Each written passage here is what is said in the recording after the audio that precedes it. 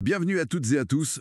Aujourd'hui, on plonge au cœur de la finale de koh, la revanche des quatre terres. On va parler d'une épreuve culte, les poteaux, et de la victoire de Gaël qui a, disons, créé pas mal de remous. Oui, bonjour. On s'appuie sur une analyse de presse assez détaillée pour décortiquer un peu tout ça. L'idée, c'est de voir les faits, pourquoi ça a tant fait parler et ce que ça implique pour la fin du jeu. Exactement. Alors, rappelons le contexte. On est là à la fin, 40 jours d'aventure, reste Gaël, Jérôme le Catalan et Maël. Et là, c'est les poteaux. C'est ça, l'épreuve d'endurance et de mental par excellence, hein, redoutée par tous les aventuriers. Le déroulement, au début, semble assez classique. Jérôme tombe, puis Maël, et Gaël reste. Elle gagne. Voilà. Et en tant que gagnante, elle a ce choix difficile, qui elle emmène face au jury final. Elle choisit Maël. Mais c'est vraiment après sa victoire sur le poteau que les choses s'emballent, c'est ça? Ah oui, complètement.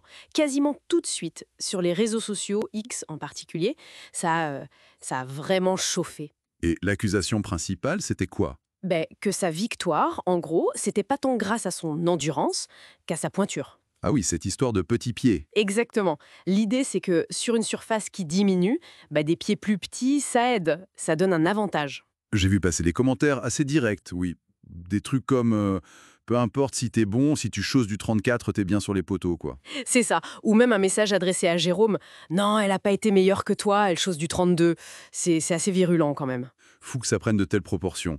Cet argument de la pointure, c'est nouveau ou ça revient souvent? Alors, l'article qu'on a consulté rappelle que c'est pas la première fois, hein. Cette question de l'équité des poteaux selon la morphologie, ça ressort de temps en temps dans koh.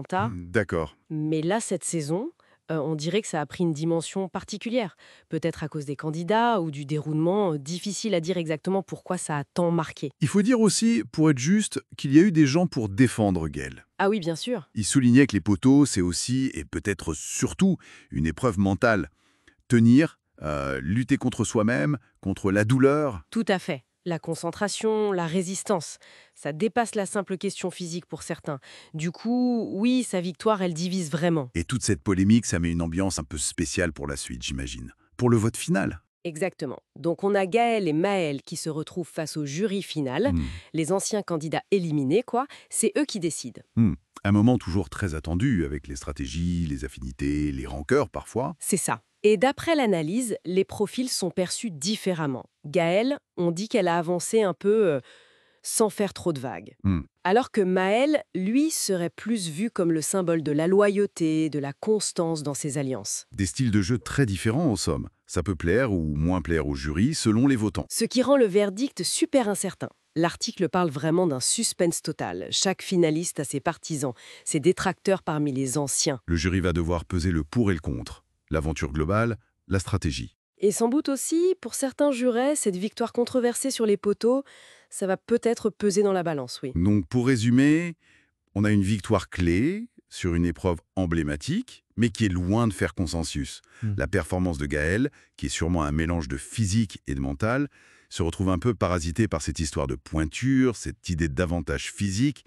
Ça teinte forcément l'attente du résultat final. Tout à fait. Et au-delà de cet épisode précis de cette saison de koh, ça pose une question plus large, je trouve. C'est-à-dire? Jusqu'où une épreuve comme ça peut ou doit viser une équité parfaite, surtout quand on a des candidats avec des physiques si différents. Quelle est la part de, disons, l'avantage naturel, physique, par rapport à la préparation, à la force mentale, à la volonté? C'est une bonne question.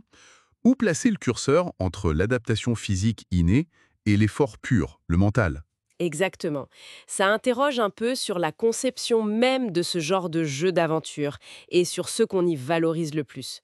Une réflexion intéressante à avoir, je pense.